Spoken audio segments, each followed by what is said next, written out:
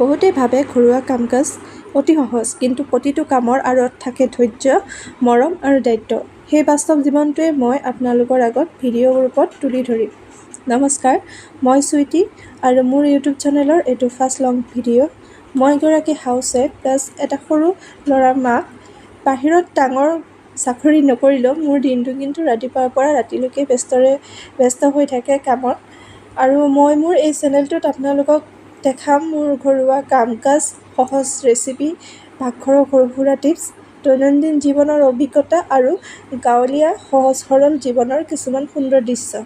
লগতে মোৰ চেনেলত আপোনালোকে শুনিবলৈ পাব কিছুমান অসমৰ ভৌতিক গল্প, সত্য ঘটনা আৰু কিছুমান কাল্পনিক ঘটনা কাহিনীৰূপে।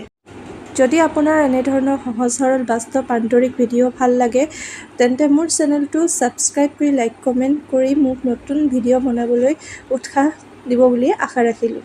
এই পাৰ্চেলকেইটাৰ কাৰণে মই বহুত দিন ধৰি অপেক্ষা কৰি আছিলোঁ। খুব প্ৰয়োজন হৈ আছিলে আৰু কি আহিলে নাহিলে সেইটো আপোনালোকৰ আগত দাঙি ধৰিলোৱে আৰু দেখিবলৈ পালে। পাৰ্চেলটো পিছে খুলিলোঁ, ভাল লাগিল, ঠিকেই আছে, কিন্তু এজনী বোৱাৰীৰ জীৱনত এই আনন্দবোৰৰ পিছতো বহুত দায়িত্ব অপেক্ষা কৰি থাকে। যিহেতু পুৱাৰ পৰা ৰাতিলৈকে ঘৰুৱা কাম-কাজ, ৰন্ধা-বঢ়া, তাতে যদি সৰু ল'ৰা-ছোৱালীৰ মাক হয় কথাটো ক'বই নালাগে। পিছে এইবোৰেই হৈছে মোৰ প্ৰতিদিনৰ সংগী। মই চেষ্টা কৰোঁ হাঁহি মুখে সকলোবোৰ সামৰিবলৈ। জীৱন নিখুঁত নহ'লেও এই সৰু সৰু মুহূৰ্তবোৰে মোক আগবাঢ়ি যাবলৈ সাহস দিয়ে। আৰু এতিয়া যদি আপোনালোকেও মোক সাহস যোগায় মোৰ এই ইউটিউব জাৰ্নিত, তেন্তে কিজানি মোৰ জীৱনৰ পথ চলিবলৈ আৰু অলপ সহজ হ'ব, আৰু অলপ সাহস পাম মই আপোনালোকৰ পৰা।